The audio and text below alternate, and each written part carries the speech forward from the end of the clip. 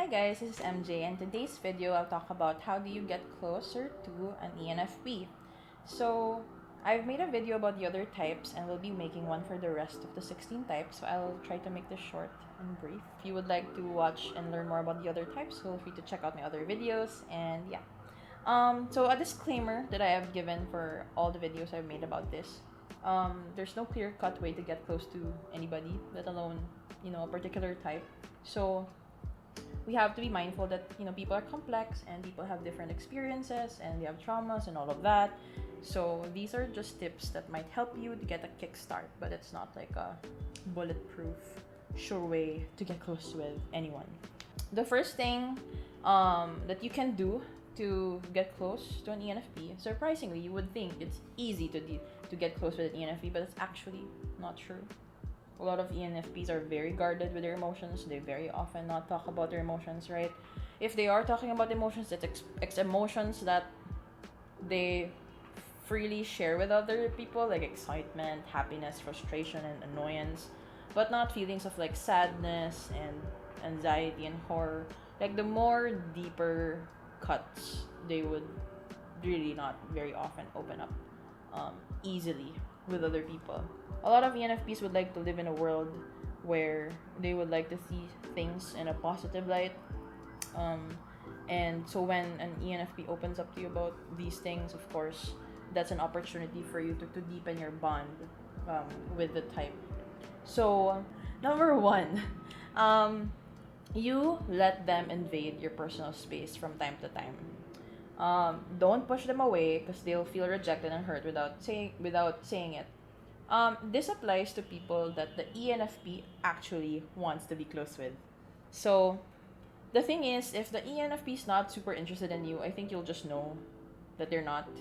Um, so if you're one of those people that they're somewhat interested in, or you feel like they're reciprocating or trying to also seek out your company, one way to kind of maintain that momentum is to allow them to kind of just invade your personal space.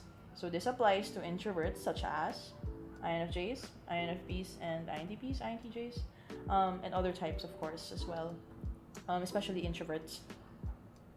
They like to spend time with people that they're interested in, and so if you keep on rejecting them, of course, they'll feel like you don't want to be friends with them, and even if it doesn't mean that way for you.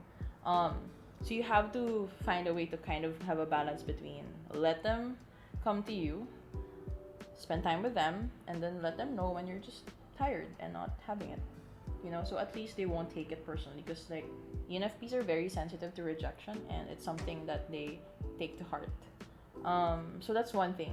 Second is, if they forget to respond or get back to you for days or weeks on end, just remind them, but don't take it personally. They're just distracted. It's kind of the same with INFPs, they get lost in their own world. They have so many social circles, they have so many things that they want to do, that they do on their own and with other people, and you don't want to make them feel like they're suffocated.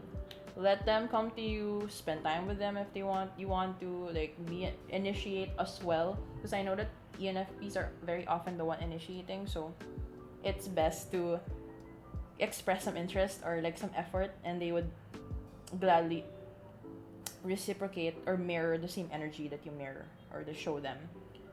So they're very big on that. Lastly, don't withhold affection and affirmation from them, because they appreciate this even if they don't say it. They will probably get shy and gush over it, honestly. Depends also on their love language.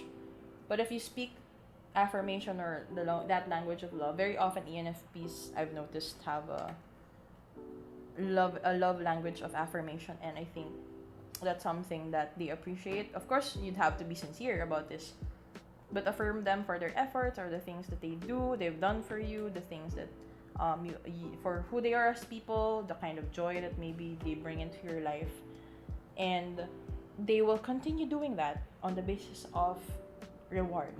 I'm kidding, but I think it's something that motivates them, of course. So if you want to create a healthier bond with the ENFP, if you want to get closer with them, let them ramble, let them talk from time to time, share their interests, affirm them for their efforts, and it's kind of easy in a sense, because it's not very hard to befriend an ENFP, in a sense where they're open to people. It's just a matter of like how do you maintain the friendship, which I made a video about. Like if you want to know if an ENFP likes you, watch that video. But it's a general rule, if you're trying to be friends with an ENFP, let them have their own personal space. Also initiate. Don't just let them initiate all the time. You have to express that you're also in the friendship, that you also want to get to know them, and that you're interested in being friends with them. And join them in their adventures. Be spontaneous with the ENFP. Don't just always do things based on your schedule. Sometimes let loose, and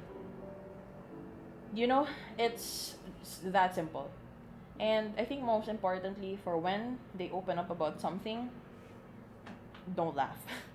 If they open up about something serious or something deep,